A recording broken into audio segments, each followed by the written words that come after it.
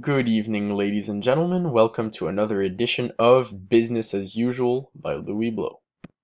Now, here you have a table of contents, so we're going to have a quick intro, a brief description of what my project is. We're going to look at the similarities and differences between theory and reality for the modules that I learned. We're going to take a quick look at the conclusion, and that's about it. So, on to the intro.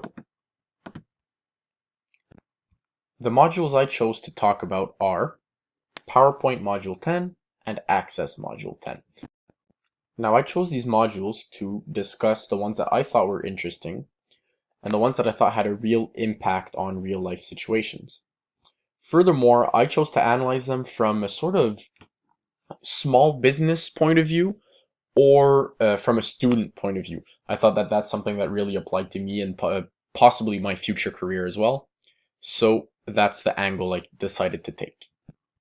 In this slide, we have the theory and reality for PowerPoint. In the textbook, PowerPoint shows us how to link Excel sheets to PowerPoint slides. This is incredibly useful to put in very good, real, and professional looking data within your PowerPoint slide. That's also extremely easy to manipulate and work with because it's an Excel slide. It also allows us to create good looking tables, such as the one you see here. In reality, it can be used to create an aesthetically pleasing way of presenting information because Excel really can create nice looking things. And it's also very inexpensive for a student or a small business or whoever wants to use Excel and PowerPoint together to create professional, sharp looking presentations. This slide focuses on the theory and reality for Access. Now, Access, Module 10, allows us to create menus that are easier to interact with. In the module, it's called a main menu. Now, this is incredibly useful because it can allow you to navigate through an Access database much faster. And if you're showing it to a client or to even other people within your business, it's so much easier to show them where to click and to go accurately and quickly to go through your database without getting bogged down by all the insane amount of sheets and databases that you may have within your product.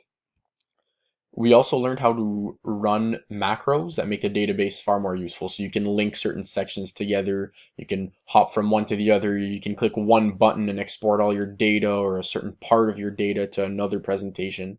So this in reality means that it's more tangible, creates a more tangible product for a client or for a teacher or for other students or for anybody you want to present to.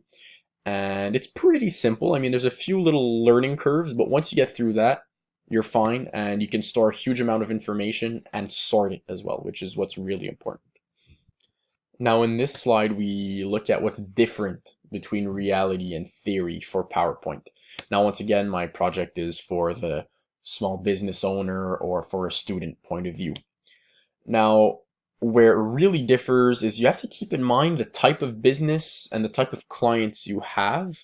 PowerPoint might not always be the best. I mean, there's certain situations where you might just be meeting clients for a few minutes a day, and you really don't have time to be getting into a PowerPoint every time. Also, the type of information you're trying to present. I mean, if you're a doctor and you're trying to have a really personal conversation with somebody, PowerPoint probably isn't the best either.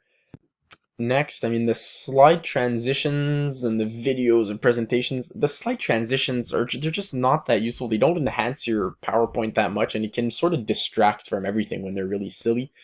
And creating videos of your presentation is sort of the same thing. I mean, you're much better to go at your own pace and present how you want to present than to have it on a video. This slide is theory versus reality for Access. In Access, there was excessive use of macros and the SQL view. So for the excessive use of macros, it's not that they're not useful. Macros are very useful, but when you use them well. If you use too many, you're not helping yourself because you just have more stuff to filter through anyways. So it sort of defeats the purpose. SQL view, also useful if you're creating really advanced stuff, but starting off in a little business or as a student, you don't need to use it, especially when there's a simpler tool called Design View. In conclusion, Both PowerPoint and Access are packed with useful tools that can help you deliver a good final product to a client or something that you might use in a business, but they're only as good as a person using them. I cannot repeat that enough. They're not perfect tools, but if you take the time to learn the ins and outs, you will benefit, and I guarantee it. Thank you very much for listening. This is my bibliography